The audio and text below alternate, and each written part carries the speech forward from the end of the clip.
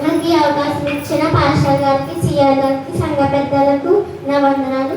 పిల్లలందరికీ children Sunday శుభాకాంక్షలు. Robert X September 14, 1736 తల్లి మేరీలు మరియు తండ్రి రైట్స్కు ఇంగ్లాండ్లో గ్లౌస్టర్ అనే ప్రాంతంలో జన్మించారు.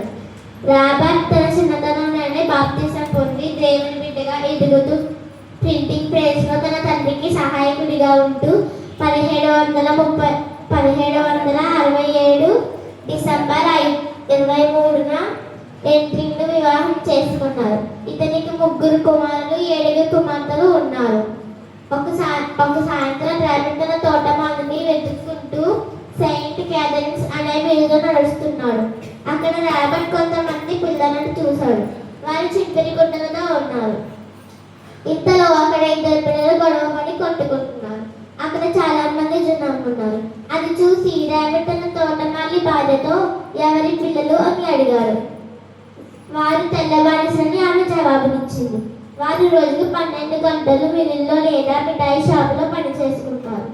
వారి తల్లిదండ్రులు సరసాలుగా ఉన్నారు. కొందరు చనిపోయారు అని చెప్తుంది. వారు పాఠశాలకు వెళ్ళరు. పని చేయకపోతే వారికి తిండి దొరకదు అని తెలుసుకుంటారు. రాబర్ట్ ఆ పిల్లల గురించి ఆలోచిస్తూ చదువు లేకపోతే వాళ్ళ భవిష్యత్తు ఏమవుతుందో అని భయపడతాడు. వారికి దేవుని సువార్త గురించి కానీ రక్షణ గురించి కానీ తెలియదు. వెంటనే రాబర్ట్ మనసులో ఒక ఆలోచన ఏర్పడింది. అది తన స్నేహితుడైన థామస్ స్టోక్తో పంచుకుంటాడు. మనం ఒక సండే స్కూల్ ప్రారంభిద్దాం అని అన్నాడు.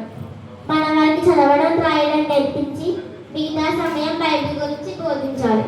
1780లో మొట్టమొదటిసారిగా ఒక నూతన స్కూల్ ప్రారంభించారు.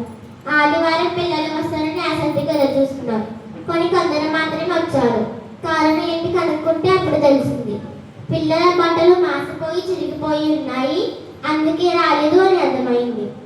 రాబర్ట్ మరియు థామస్ ప్రారంభించిన సండే స్కూల్లో 6 నుండి 14 సంవత్సరాల పిల్లలు రావడం ప్రారంభించారు.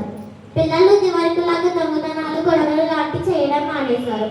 సండే స్కూల్ అభివృద్ధి బాటలో విజయవంతంగా కొనసాగడానికి రాబర్ట్ 3 సంవత్సరాలు పనిచేశాడు. తక్కువ సమయంలోనే ఇంగ్లాండ్లో అనేక ప్రాంతాలలో 4000 సండే స్కూల్ ప్రారంభించబడ్డాయి. దేవుని సహాయంతో ఎంతో శ్రమించి పిల్లలను దేవుని మార్గంలోకి నడిపించగలిగాడు.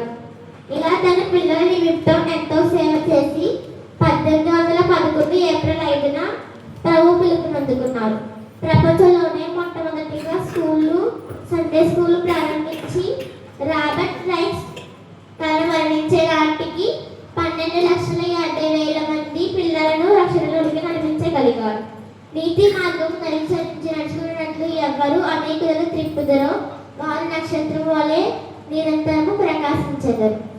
దేవుని పని నిమిత్తం రాబర్ట్ రైట్ చేసిన సేవ, కృషి ఫలితమే ఈనాడు సండే స్కూల్ ప్రపంచవ్యాప్తంగా అభివృద్ధి